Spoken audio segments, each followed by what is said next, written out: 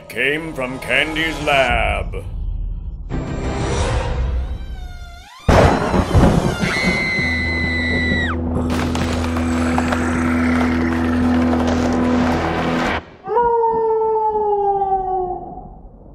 Welcome to Hound's House. Today with me I have the wonderful, amazing director Darren Bousman. Thank you so much for joining me here today. Thanks for having me. So, you're a very busy man. You just premiered Alleluia, Devil's Carnival. Yeah.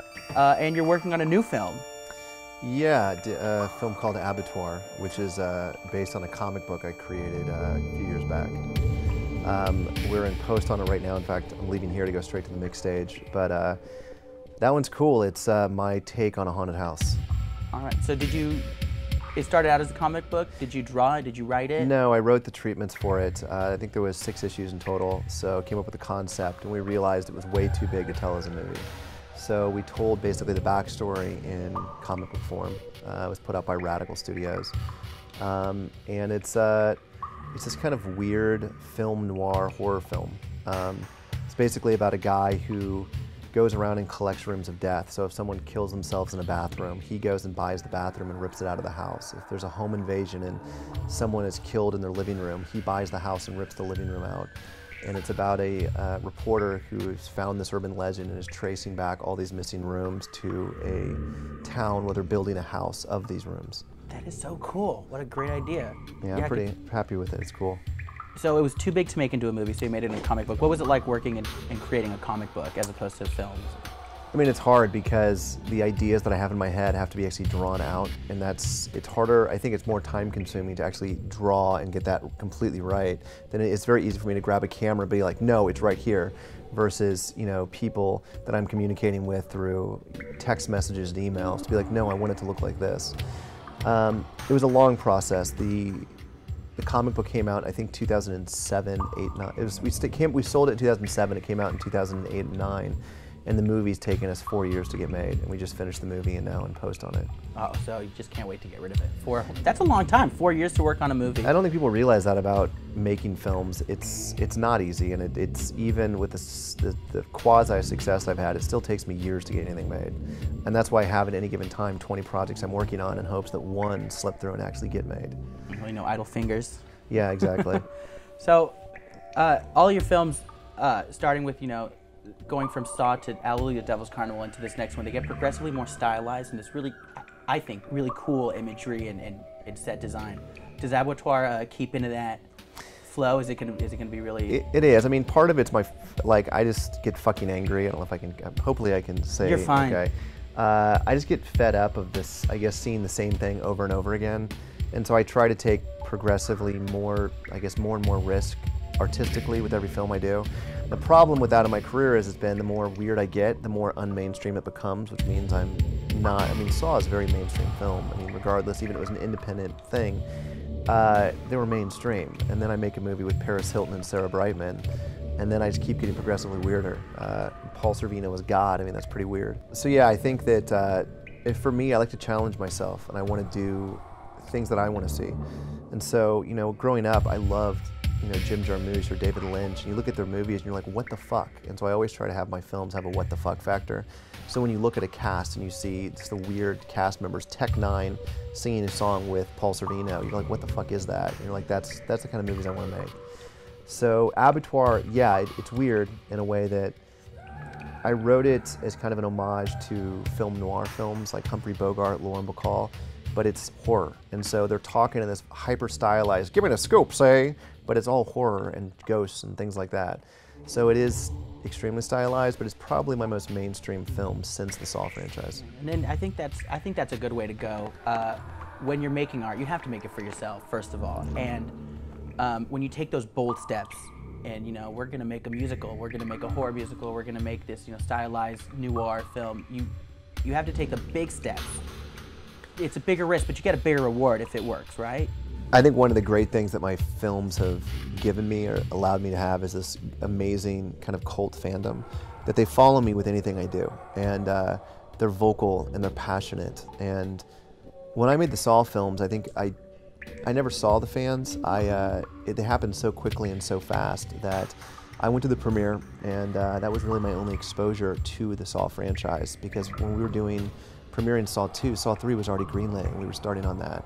I wasn't even able to make the Saw 4 premiere because I was doing Repo.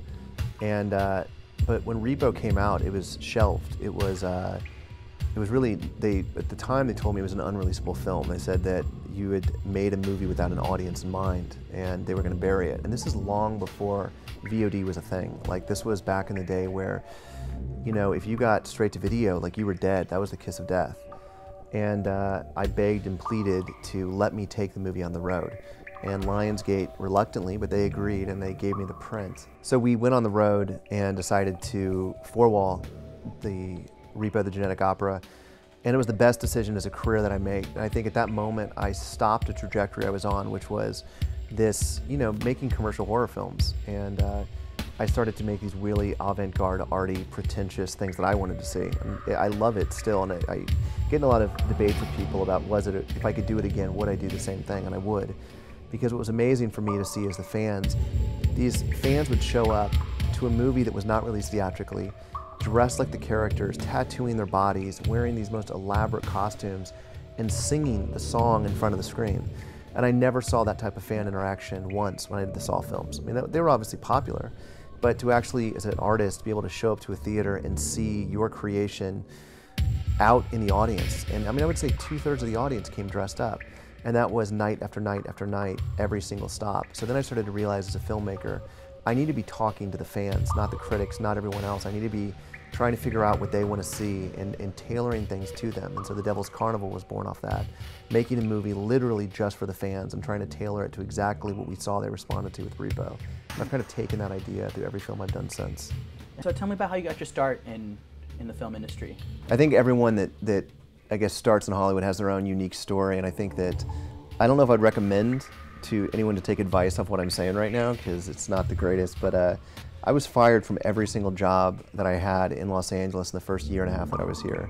I started off, I guess when I came here I thought I was going to be like, I was going to have the keys to the city or something. I came to LA with 2 really bad short films. I mean, they're terrible short films. Like, I buried them, you will never see them. And I learned really quickly that's not how it works. And the first job, I was really lucky. I got a job at X-Files. And I was fired from that. And then I was fired from Van Wilder. I was fired from, I think, pretty much every job in the first year and a half, to the point that I was broke and penniless. And the classic story that I was couch surfing, I lost my apartment, I was couch surfing. And then I got a job at APA, which was an agency. And I realized that, and during this entire time I was writing a script that I was trying to find my voice, and it was a horror film, but I really didn't have a voice until after all these firings, and I decided to call this script The Desperate, which was about my plight, I guess, as a person realizing how desperate I was as a filmmaker and an artist to try to actually do something. And so when I was at APA, I started to realize the keys to the city are not with the agents or producers, it's with the assistants. And I was an assistant. And I started to realize that if I liked a script, I would push it through to an agent. And 9 times out of 10, if I pushed it through to an agent, they were going to read it that weekend. And that was the opportunity that filmmakers really had, or writers really had, was through the assistants. So I created a fake management company, and I basically made fake letterhead. I had a fake voicemail set up. I had a fake lawyer that I made up. And I wrote coverage out of APA, fake coverage, on my script, The Desperate. And then I had friends at all the other agencies write fake coverage. And no one had read the script. I was still writing the script. But I had this strongly recommend, and it got on every agent's desk. And so then agents started calling this fake number that I had made up and wanted to read the script. And that year, a bidding war started on a movie that I hadn't even written yet, on script that I completely made up off all the agencies in town.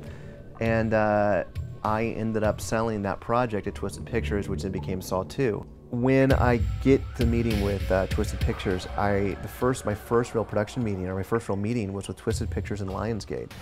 And they had just made this film called Saw. No one had seen it. It was at Sundance. I think it had just gone to Sundance, but it was not trailers out. I had no idea what it was. And they said, listen, we want to make a follow-up to Saw. We want our next movie. We would like to make The Desperate as the next movie. And I got attached to direct it, and Lionsgate at that point didn't care because it was a no-budget movie. Well, all of a sudden, the heat on Saw started going through the roof, and they said, we need a sequel to Saw immediately. So they took this script, The Desperate, and said, we're going to take your script and we're going to turn it into Saw 2. But what they didn't realize is I had a contract. It said that I was attached to direct The Desperate or any variation thereof. So then all of a sudden, I'm attached to Saw 2, and I think Lionsgate figures it out. And I remember sitting in this huge conference room, and they said, why should you direct Saw 2? And I was like, because I'm a great filmmaker, and I made these great horror films. They said, so you've made horror films before, horror shorts. And I said, I've made many horror shorts before. Remember, I have 2 really bad short films I've ever done. This was on like a Thursday. And they said, great, well, we're going to want to see one of those, so please drop it off at the offices no later than Monday. This is Thursday. So I quickly call my parents. I ask for money. I said, please send me money immediately. I get a bunch of friends together, and we shoot a short film on a Friday and Saturday. We pay a lab to do it overnight. We edit it on Sunday, and I dropped it off to Lionsgate on Monday morning. And I was on a plane shooting Saw 2 like a month later. That's crazy. So complete lying and manipulation and whatever. And so your classic Hollywood story, basically. Exactly. But what was crazy about it was when I was on set for Saw 2, I'd never done anything. I directed, again, a handful of bad short films, and all of a sudden I'm on a huge soundstage with 60 people that are looking to me for what to do, and I didn't know what the fuck to do. And so it was really, trial by fire. Like it was crazy, and luckily Saw 2 worked, and the script worked, and it's led me to make the films that I've made now. But it was, I figured that if you're in Hollywood and you want to be a filmmaker and you want to be creative, you have to be creative to get the job too. Because every job, there's 1,000 people applying for it. So what am I going to do to put myself in front of those 1,000 people? And so I think that every job I've ever gotten is a creative weird way. I think just putting a resume in front of someone's not going to do it. So you have to do what I do. You have to do a version of it. That's a crazy story. You're right. You should have been arrested a couple times. Well, no, that's not. They go a lot worse than that. Like I would, when I would apply to jobs as PAs, I realized that no one was responding to my resume because resumes don't mean shit. They don't care, and they get 1,000 resumes. It always goes to the friend or a friend of a friend. So I figured out, how do I got to be seen? What do I have to do to make myself stand out? So this was back in the day, way before Google and internet was like huge. So I would use reverse number lookup, and it was hard. It would take me a while. I would find I would go on Craigslist and it would say, please fax your resume to this. And so before I would just fax my resume. Then I started to go the extra step that I would do a reverse number lookup and find out who the business belonged to. So one of the jobs I had was, I was an assistant to a producer named Mario Kassar. Mario Kassar produced every action movie that you grew up on, from the Die Hards to the Rambos to the Stargates. Like he was like the creme de la creme. So I found out this reverse number went to Synergy Pictures. So I called Synergy Pictures and I said, hey, I was just on the phone with Human Resources and I got disconnected. They were talking about my job application. And they said, oh, for Mario Kassar's assistant. So now I know who I'm faxing it to. So I sent a refrigerator box to Mario Kassar's office full of confetti and styrofoam peanuts. And all that was in it was my resume. And I had a singing telegram deliver it. So Mario Kassar showed up to his office. There's a singing telegram with a huge refrigerator box. And his assistant called me hours afterwards and says, Mario is furious, but he wants to meet with you.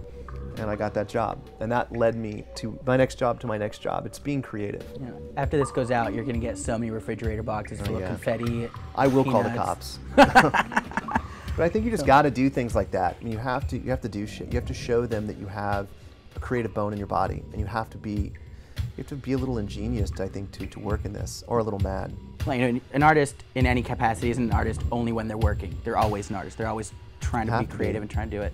Yeah. What was it about horror specifically that made you want to jump into that direction? I think for me, horror is raw, and it's I'll tell you an example. I love movies that affect me, movies that punch me in the gut and disturb me, and because I think it's such a raw feeling that it stays with you, and you can see a comedy 2 or 3 times and you forget it by the time you go to the parking lot, but real terror, real fear stays with you. That's why people wait 2 hours, 3 hours to get in line to ride a roller coaster. They wait 3 hours for a 60-second experience because they feel something they don't feel in their everyday life. And they know they're safe. They know that they're safe strapped in there, but it gives you that adrenaline rush. And for me, growing up, I remember the horror films that affected me. I remember the first time I saw Friday the 13th or Cannibal Holocaust or Henry Portrait of a Serial Killer. These are things that fucked with me as a kid.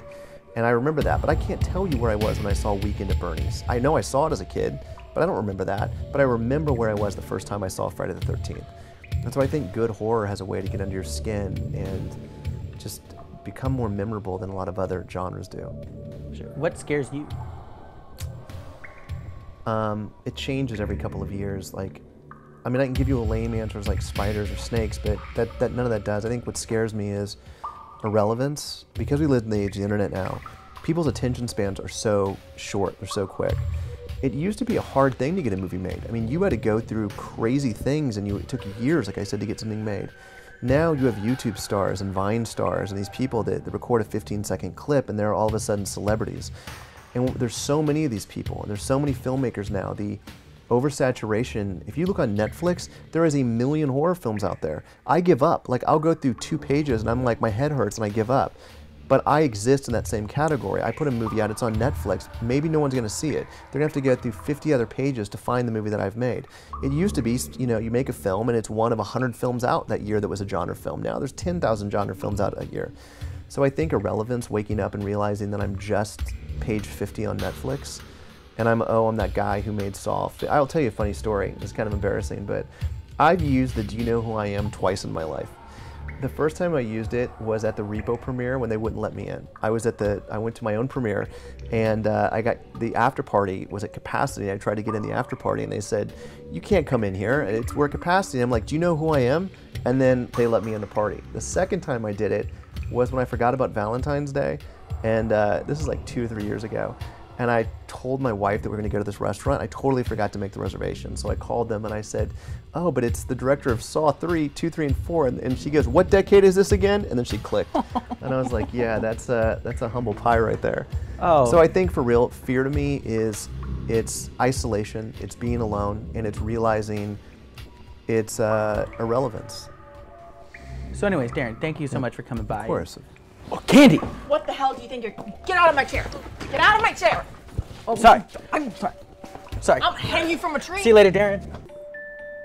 Hi everybody, this is Brian. And Neil from We Are Indie Horror. Thank you so much for watching. Be sure to hit subscribe and follow us at weareindiehorror.com. And always remember, keep the fear alive.